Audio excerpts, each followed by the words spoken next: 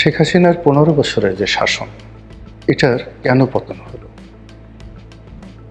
তার দীর্ঘদিনের যে অভিজ্ঞতা এবং অতীতে বিশেষ করে ১৯৯৬ থেকে ২০০১ সন পর্যন্ত একটি সফল সরকার পরিচালনার যে ঐতিহ্য, তার সঙ্গে সুদীর্ঘ রাজনৈতিক অভিজ্ঞতা, রাজপথের অভিজ্ঞতা এবং তার রক্তের মধ্যে যে প্রবাহমান রাজনীতির যে ধারা, এটি বাংলাদেশের দ্বিতীয় কারণেই।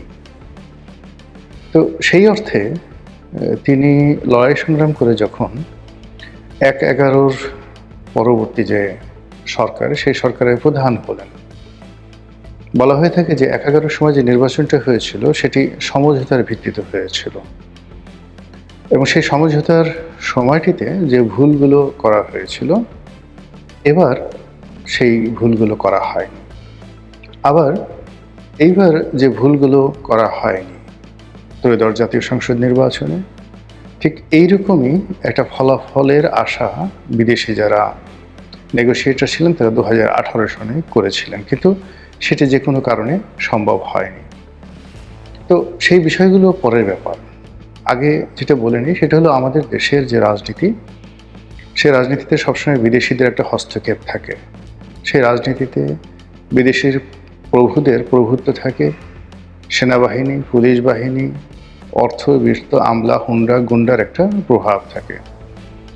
আর বিশেষ করে সেই যে সামরিক শাসনের আমল থেকে, সেটা খন্দকার মোশতাকের সেই সামরিক শাসন বলেন, কিংবা ধরুন জিয়াউর রহমান সাহেবের সামরিক শাসন বলেন, ঠিক সেই সময় থেকে নির্বাচন যেভাবে ম্যানিপুলেট হচ্ছে, যেভাবে হা না ভোট, যেভাবে ঠিক রাতের ভোট, দিনের ভোট, গৃহপালিত বিরোধী দল ইত্যাদি যে সংস্কৃতিগুলো, একটা অপসংস্কৃতি বলা হবে, সংস্কৃতি নয়, যেগুলো চালু হয়ে আসছে আমাদের দেশে, এটা তো থামছে না। সেই তুলনায় যদি আপনি ধরেন যে ১৯৭০ সনে মার্শাল অ্যাডমিনিস্ট্রেটর ইয়াহিয়া খানের জামানাতে যে নির্বাচনটি হয়েছিল, এটা ওয়ান অফ দ্য ফাইনেস্ট নির্বাচন। আবার পাকিস্তান জামানাতে যেটা ১৯৫৪ সনে নির্বাচন হয়েছিল, বাংলাদেশে যদি সত্যিকার অর্থে কোনো অংশগ্রহণমূলক উৎসাহ এবং উদ্দীপনার সঙ্গে, প্রতিযোগিতার সঙ্গে কোনো নির্বাচন হয়ে থাকে, সেটা হলো 1954। আর বাকি যে নির্বাচনগুলো, প্রায় সব নির্বাচনগুলো কিন্তু হুজুগে হয়েছে। ১৯৭৩ সনের যে প্রথম সংসদ নির্বাচন হুজুগে হয়েছে, ৭৯ সনের সংসদ নির্বাচন, রাষ্ট্রপতি নির্বাচন, হানের নির্বাচন, ৮৬, ৮৮, বোগাজ নির্বাচন, শুধু ৯১, ৯৬, ২০০১, এই তিনটি নির্বাচনে যে অনিয়ম বা যা কিছু আছে, এটা একেবারে সীমিত। বলা হয়ে থাকে যে স্বাধীন বাংলাদেশে মূলত ৯১, ৯৬ আর ২০০১, এই তিনটে নির্বাচন ছাড়া বাকি নির্বাচন নিয়ে বহু প্রশ্ন আছে। আমি ২০০৮ সনের নির্বাচনে সংসদ সদস্য হয়েছিলাম। আমার ওই এলাকাতে প্রতিযোগিতা ছিল, কিন্তু এখন অবস্থার দৃষ্টিতে যেটা মনে হচ্ছে যে গলাচিপা দশমিনাতে যে প্রতিযোগিতা ছিল বা ভোট ছিল, এটা সারা বাংলাদেশে এই দৃশ্য ছিল না। আমরা ২০১৮ সনে, ২০১৪-তে, ২০২৪ এবং এই যে ২০২৬ যে দৃশ্য আমরা দেখেছি নির্বাচনের ফলাফলের ক্ষেত্রে, এটা সে ২০০৮ থেকে ধীরে ধীরে শুরু হচ্ছিল, কখনো নির্লজ্জ, কখনো প্রকাশ্য। তো এনিওয়ে, এইবার অবিশ্বাস্যভাবে জামাতের যে জোট, তারা ৭৮টি আসন পেল। তো বিএনপির জোট যদি ৯০টি বা ১০০টি সিট পেত ২০১৮ সনে, তাহলে কি শেখ হাসিনার আজকের এই পরিণত হতো? কারা তাকে সেই দিন এই কাজ করতে দেয়নি? তো এই যে এরকম অনেকগুলো প্রশ্ন। আর এখন যে দৃশ্যগুলো আমরা দেখতে পাচ্ছি, কেউ শেখ হাসিনার সঙ্গে এই মুহূর্তে নেই।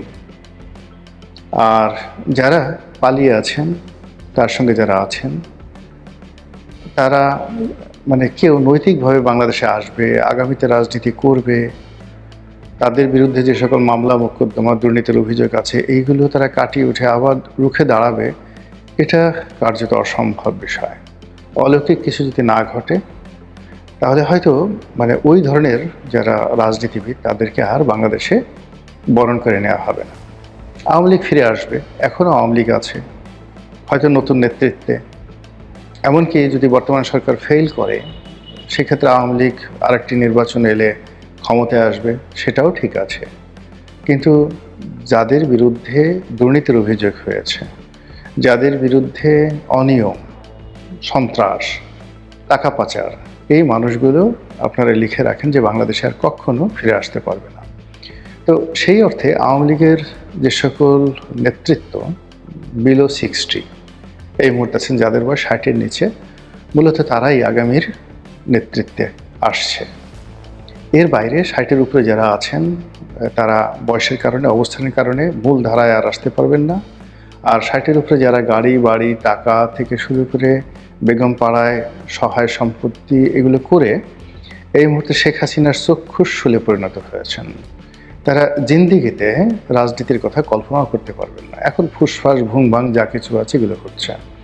তো যেটা বলছিলাম আজকের এই শিরোনাম, সেটা হলো যে শেখ হাসিনার যে পতনগুলো হয়েছে, এখানে পতনগুলো বলতে তিনি যে কেবলমাত্র ক্ষমতা হারিয়েছেন তা নয়, তিনি তার পিতার সম্মান হানি করেছেন। তার যে কেবলমাত্র পিতার সম্মান হানি হয়েছে তা নয়, তার দলের কোটি কোটি নেতাকর্মী আজ জীবন মরণ সমস্যার মধ্যে পড়েছেন। তারপর আওয়ামী লীগের যে ঐতিহ্য রয়েছে, আওয়ামী লীগের যে ভিত্তিমূল রয়েছে, সেই ভিত্তিমূলটা ভেঙে চুরে তছনছ হয়ে গেছে। শেখ হাসিনা তার রাষ্ট্র ক্ষমতা ব্যবহার করে বেগম জিয়ার বাড়ি ভেঙেছেন, কিন্তু আমজনতা মব সৃষ্টি করে চোখের সামনে 32 নম্বর ভেঙে চুরমার করে দিয়েছে। সুধার সদনে কেউ নেই, আওয়ামী লীগের অফিসগুলো বিরান। এটা কেন হলো, কিভাবে হলো, এই বিষয়গুলো আলোচনা করতে হবে আওয়ামী লীগকে, এবং একই সঙ্গে আলোচনা করতে হবে বর্তমান যারা আছে তাদেরকে। এর কারণ হলো যে ক্ষত সৃষ্টি হয়েছে, যে দায় সৃষ্টি হয়েছে এই গত 17 মাসে কিংবা আওয়ামী লীগের 16 বছরে, সেই ক্ষতগুলো যদি বর্তমান প্রশাসন তারা যদি সেগুলো ধীরে ধীরে কাটিয়ে উঠতে না পারে, তাহলে একই পরিণতি তাদের জন্য অপেক্ষা করবে আগামী দিনে। ঘটনা যাই হোক না কেন, গত 17 মাসে যে দায়, সেই দায়গুলো জামাতকেও নিতে হবে, বিএনপিকেও নিতে হবে, এনসিপিকেও নিতে হবে, এবং ডক্টর মোহাম্মদ ইউনূস তো নিবেনই। তো ওনার তো বয়স হয়ে গেছে, আর কদিন পরে দেখবেন যে তিনি কাণ্ডজ্ঞান হারিয়ে ফেলেছেন। এখন তার বয়স প্রায় 89 বছর। তো সেই অবস্থাতে একটা মানুষ, তাকে আপনি কীভাবে বিচার করবেন, কীভাবে প্রতিশোধে আওতায় আনবেন? আলটিমেটলি যারা এই মুহূর্তে স্টিয়ারিং চেপে আছেন তাদের উপরে কিন্তু ইতিহাসের দায় পড়বে। তো সেক্ষেত্রে শেখ হাসিনার যে পতন, সেই পতনগুলোর যে কারণ, সেই কারণগুলো যদি বর্তমান প্রশাসন আছেন তারা বিশ্লেষণ করেন, তারা তুলনামূলকভাবে ভালো থাকবেন। আমার কাছে যেটা মনে হলো যে শেখ হাসিনা 2008 থেকে 2013 পর্যন্ত মোটামুটি চমৎকারভাবে চালিয়েছিলেন প্রশাসন, অসাধারণ সুন্দরভাবে চালিয়েছেন, এবং তার যে মাস্টার প্ল্যানগুলো ছিল, ব্যাকবোনগুলো ছিল, এই যে মেট্রো রেল, তারপরে এক্সপ্রেসওয়ে, তারপরে অন্যান্য যে সকল মেগা প্রকল্প, পদ্মা সেতু, এগুলো কিন্তু তার প্রথম টার্মেই করা হয়েছিল। পরবর্তী টার্মে যে জিনিসগুলো নেওয়া হয়েছে ওইগুলোর কন্টিনিউয়েশন, কিন্তু চিন্তার কোনো নতুনত্ব আসেনি। এখন প্রথম টার্মে তার সঙ্গে যারা যারা ছিলেন, দলের মধ্যে যে গণতন্ত্রগুলো ছিল এবং দলের যারা ত্যাগী পরীক্ষিত নেতাকর্মী ছিলেন, সবাইকে তিনি কিন্তু মোরাললেস মূল্যায়ন করেছিলেন। অজয় পাড়াগাঁয়ের একজন আওয়ামী লীগ নেতা, তিনিও শেখ হাসিনা দ্বারা মূল্যায়িত হতেন। তিনি তখনও সেই আমলাদের ছাড় হয়ে ওঠেননি, তখনও আপা ছিলেন, গণভবনের দরজা তখনও বন্ধ হয়নি। তো যেই মুহূর্তে 2014 পরে কি করলো, একটা বিতর্কিত নির্বাচনের পরে এই আমলাতন্ত্র, দুর্নীতিবাজ আমলাতন্ত্র, তারা তাকে ক্যাপচার করে ফেললো। করোনার সময় তাকে মূলত কার্যত গৃহবন্দী করে ফেললো। আর এই সময়টিতে তিনি যে সকল মানুষের খপ্পরে পড়লেন, আমি ব্যক্তিগতভাবে নাম বলবো না কারো, এদের সংখ্যা একজন দুজন নয়, এদের সংখ্যা হয়তো কয়েকশো। একেবারে শেখ পরিবারের ভিতরে আছে, শেখ পরিবারের বাইরে আছে, গোপালগঞ্জ আছে, ফরিদপুর আছে, বরিশাল আছে, বিভিন্ন আওয়ামী লীগ প্রধান যে এলাকাগুলো সেই এলাকা আছে। এর বাইরে ঐতিহ্যগতভাবে যে সকল পরিবার 3 জেনারেশন 4 জেনারেশন ধরে দল করেন, তাদের মধ্যে অনেক দুর্নীতিবাজ কিন্তু নতুন প্রজন্মের হওয়া সত্ত্বেও তারা কিন্তু এই খন্দকার মুশতাকের মতো হয়ে গিয়েছিলেন।